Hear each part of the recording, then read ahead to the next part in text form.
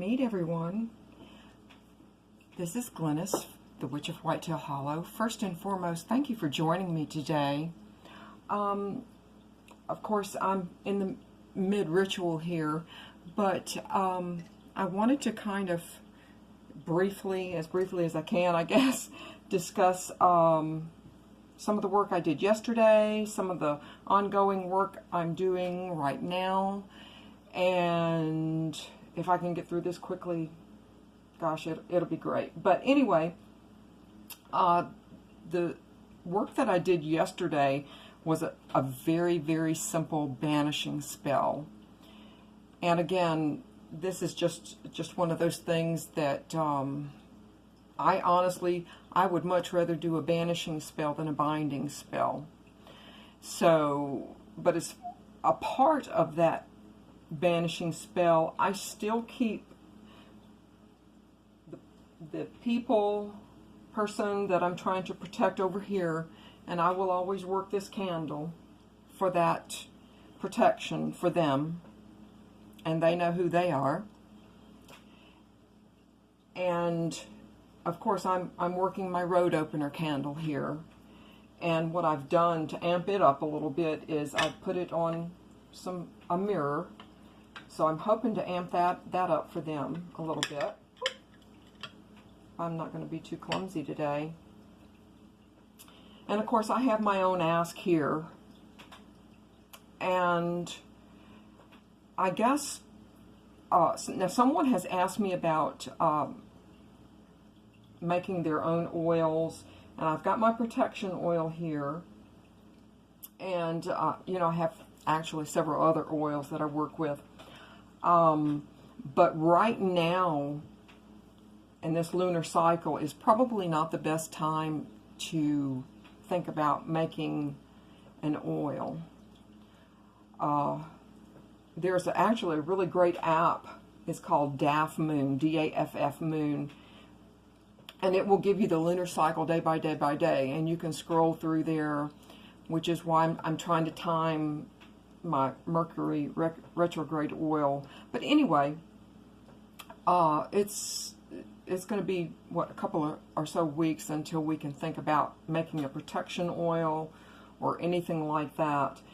And so when that time comes, I'll be happy, a week or so ahead of time to go ahead and make that oil for you guys, so you know what's in mine. It's as far as my controlling oil, my hot foot oil, my protection oil, and different things like that. I don't think it's anything really exotic or mysterious, but I'll be happy to share that with you. And really, the most important thing about making your own oils is your intent and your power and your strength, and that's what I think. But in this lunar cycle that I'm working, I always bring my Hecate cleansing water. I'll cleanse my hands, and I'll get my protection oil after I cleanse my hands, and I will work my hands. Always work my hands, because as you probably may have, or not have noticed, I have not called a circle here, because anything that wants to come in to help me in what I do in ritual this lunar cycle, I let in. And some might say, oh, that's not a good thing, but you know what, that's just how it is right now. So, and which is one reason when I'm doing hexing or banishing or any kind of work, I always use a different mortar and pestle. I try to keep that separate, and on the same token, anything that I'm doing negative, and that's negative, I'll put on one side of the altar that I'm working, and then everything that's on the good side, I put on the good side. Well, gosh, I've got an awful lot going on over here, so obviously I'm trying to do some good things. But there's a huge, huge difference between banishing and binding. And the work that I'm doing that is negative here, this candle will not be burned. This is someone that has hurt me incredibly, more than anyone will ever know. and has been an ongoing months and months and months since September. Okay?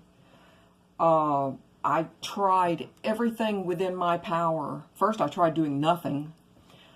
And, you know, as things progressed, as things broke down, I had to resort to doing what I had to do. And, I mean, I really kicked it up several notches. And, you know, I'm sure some of the things that some of you guys wouldn't do, but I did. And finally, this was my last resort, my total last resort. And you know what? It's working. Thank hecket, it's working. But yeah, this candle will never be burned. I keep it in this jar. I keep it in a very dark closet.